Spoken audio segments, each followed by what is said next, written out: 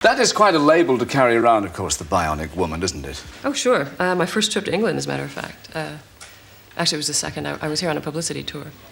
And first group of kids that came up to me, this one little boy kept asking me to pick up this tree and throw it over the building. And I couldn't quite rid of the manage kids, you know, and I was trying to get my work done and do some things. And I can't remember where I was heading, but I was in a real big hurry, and these kids were insisting that I do something, so I finally just turned around and I said, how about if I just throw you over that building? And I went after him, and he went, no, and they ran away. So I was, a little creativity once in a while. Lindsay, your first major part, that we saw in this country anyway, was when you appeared as Lee Major's girlfriend in The $6 Million Man. Then you were killed off after 2 episodes, which disturbed all of us. And me specifically. Well, me specifically, do you mind?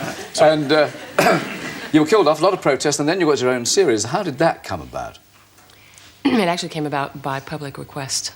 There was a number, thousands of letters came in that were upset about you've created a female version of the super person or the person that people strive to be. It used to be Superman. Our generation grew up on Superman, and yes.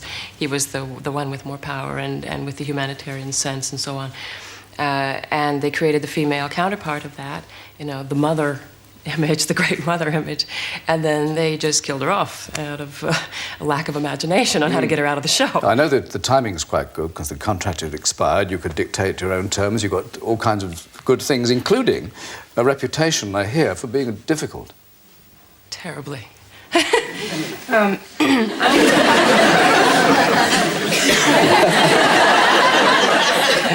The studio was being made at Universal Studios, and in those days, and I do say that in those days because it is different now, it was described as many things. One, the Black Tower, or the sweatshop. You know, I mean, it was really run like a sweatshop in those days. They had, I don't remember exactly how many hours, but lots and lots of hours on television.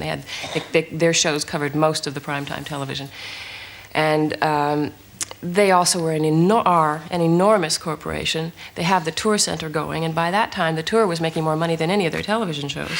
So we became an attraction for the tour center. And if anything having to do with our filming, like sound or being quiet, got in the way of the tours, it was just too bad, you know. And on the right we have, I mean, you're trying to talk, and they've got these things coming in, the sound. And you got this stopped, and we couldn't stop that. But they also, the timing the problems with the shows, they were pressuring so fast. They were never prepared. It was being run so badly. Things were so badly organized. And I didn't know much about the business end of it at all at that time. And I sat back and I thought, okay, something's got to be done about this. I mean, I don't know anything about business, and I can tell that there's lots of things going wrong here. We had stunts that were going wrong because things didn't have time to be properly set up. And there's absolutely no excuse for that and stuff like this, especially a television show that they're pumping lots and lots of money into every week. They make things cheaper than this, and they certainly come out, you know, even better. And so I did this whole efficiency study. I thought it was being very helpful. And I went up to the man who was the president of the studio, or the head of television for the studio, with my little efficiency report. And I was going to show him how they could make better money and save time and not kill these people. I mean, our average workday was 18 hours. That was an average workday. That was not when we worked a hard day. What about on a personal level? There was this director, I read, who you were in makeup for 3 hours, and he said, "What part does she think she's playing, Elephant Man?" His Rolex needed fixing. What can I say? There's no answer to that one. No, it's, you know, when a director or assistant or when people, you know, they get under pressure, they got to find somebody to blame it on, and the only one they can't fire is the actress, so it's the best person to blame it on. You've done a whole bunch of mini series on television, which has brought the viewers back and has been a sort of salvation of the game, almost. Are you a viewer of those? I like Scruples. I like that. I watched that a lot.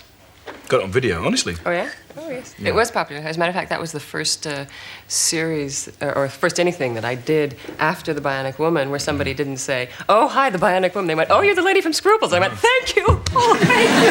The first time I didn't hear The Bionic Woman, I finally remembered something else. Well, you're a rich one, gathers, hopes anyway, beyond the dreams of creosote. You're a wealthy woman now.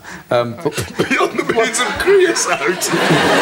Well, Michael, shape up. What are you trying to say to the girl? Me and Lindsay are tight, you know what I'm trying to say, Michael? You gotta interview properly, you know, you can't be talking about creosote. The lady isn't into that, you know. I could have said creases, but I would have left some of us behind. So, I wanted to know actually about, I mean, you've achieved a lot. You're a successful woman, but I mean, it takes its toll and... a lot of money, let's put it that way. Yeah.